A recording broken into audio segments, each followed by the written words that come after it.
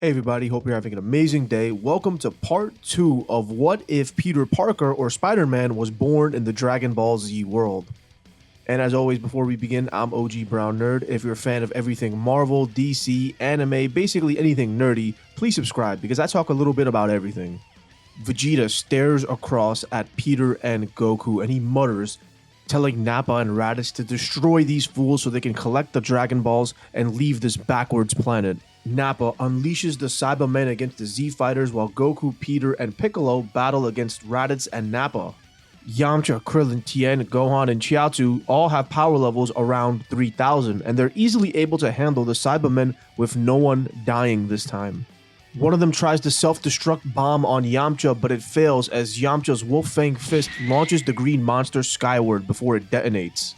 Now the rematch between Peter, Goku, Piccolo, and Raditz has a huge wrench thrown in as Nappa fights completely differently. His brutish power and lack of tactics is actually throwing everybody off. Peter uses his spider sense and effortlessly dodges Nappa, enraging him by webbing him in the face.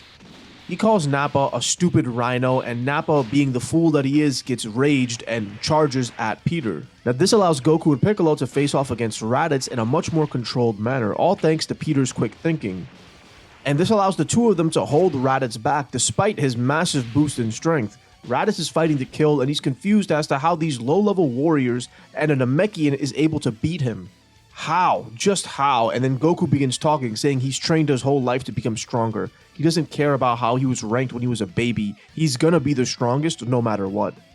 Now Peter continues his verbal and physical assault against Nappa, utilizing his new web blasters to constantly assault Nappa's sight, and since Nappa can't sense ki, it opens him up to Peter's attacks. Various kicks and punches, Peter is effectively a lightning bolt, each connection tearing away at Nappa. His spider style is something completely unseen, as even Vegeta is stunned. He's never seen a warrior fight like this. His movements are so precise, yet at the same time they're primal, animalistic, and each blow is delivered with 100% power.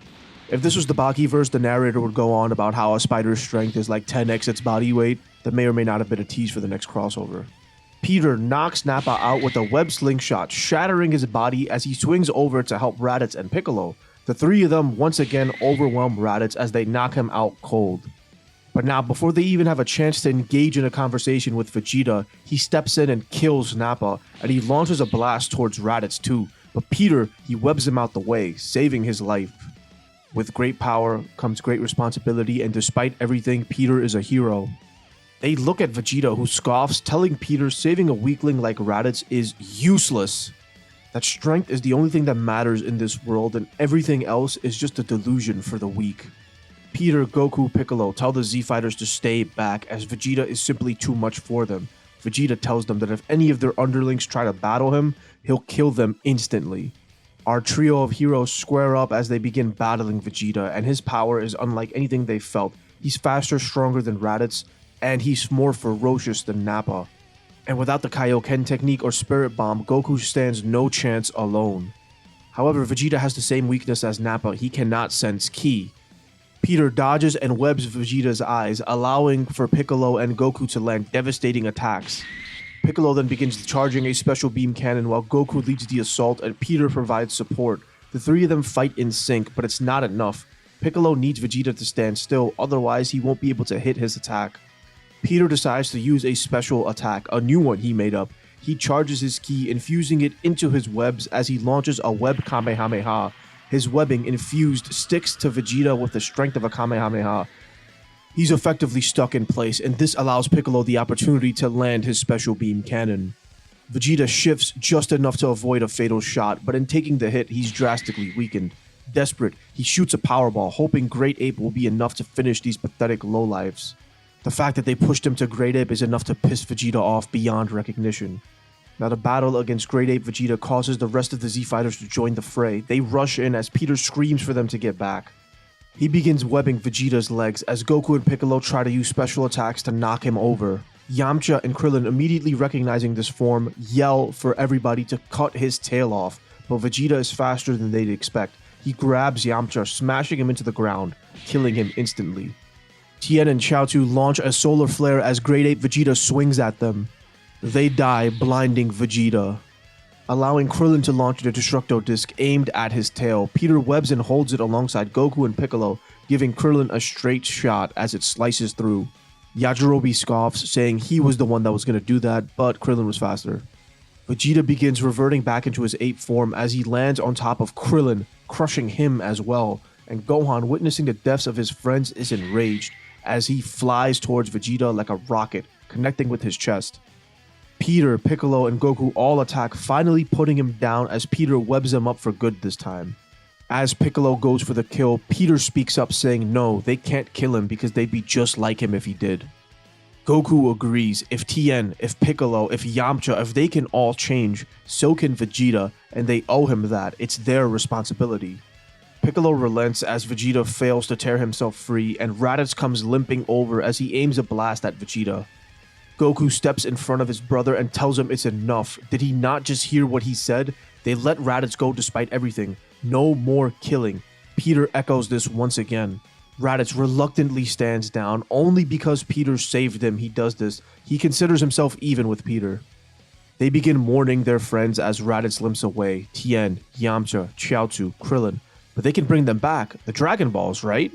Peter's optimism is quickly reined in by Goku, who says he can't be brought back with the Dragon Balls. Krillin and Chiaotzu, they've been wished back already. They're dead forever.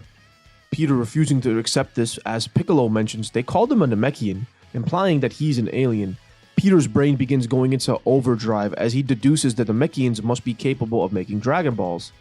Think about it, Kami's life is directly connected to the Dragon Balls, he's the creator of them. What if all Namekians can create Dragon Balls? It makes so much sense, doesn't it?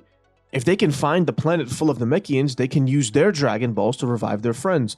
All they have to do is ask Shenron to teleport them there, and then they'll ask the Dragon on Namek to bring them back. Peter's enthusiasm begins shining through and everybody begins to feel a little bit of hope once again. Because yeah, Piccolo's alive, the Earth has its Dragon Balls, they can totally do this. Peter immediately discusses his plans with Bulma and she also concurs. This plan logically makes the most sense, and with Piccolo alive, the Earth has the Dragon Balls. Piccolo mentions that Kami is nearing towards the end of his life anyways, meaning that Piccolo will probably die soon, but there's a different way they can handle that. They make preparations to leave right away, but as Bulma summons Shenron, Raditz appears? He tells his brother and Peter that he is not here to fight. He pulls out his scouter and plays for him the Frieza Force's latest orders to go to the planet Namek and to capture Dragon Balls. How did they even know about that? Did Raditz tell them? And then Raditz explains that their scouters are two-way communicators, constantly recording and sending data back to the headquarters. Frieza, he knows everything. Peter then says it doesn't matter, they'll go to Namek and steal the balls first with Bulma's dragon radar, but then Raditz cuts in, saying no, Frieza's power level is beyond them, it's beyond all of them, even if he stops himself. Goku just tells Raditz to say it, because he's desperate, they'll do anything at this point, and Raditz says even if Vegeta joined them, there would be nothing against Frieza. The thought of Vegeta joining them hadn't even crossed their minds, but the fact that Raditz, someone who wanted to kill Vegeta less than a week ago, is suggesting this just shows what a threat Frieza really is.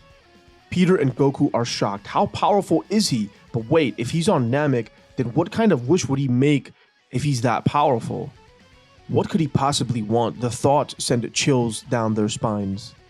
What the hell can they do? When they decide to try and steal the balls from Frieza anyways, they tell Shenron to send them to the planet Namek, but then Shenron informs them the planet Namek is gone. Frieza, he must have blown up the planet. The Earth's Dragon Balls have to be summoned in a special way. Not everyone knows how to, so maybe the Namekian Dragon Balls are the same.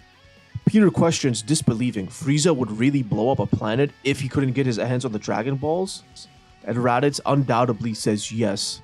They quickly realize that Earth must be Frieza's next stop. They know Piccolo is Namekian, and he may be the only Namekian left in the universe. Earth would be his next shot to get Dragon Balls. Now everybody's in full-on panic mode. What the hell do they do? And with that being said, guys, we're going to end this part off right here. But let me know what you guys think down in the comments below, and don't forget to hit subscribe for more. Peace. Also, if TikTok ends up getting banned, I'm going to be posting on here way more.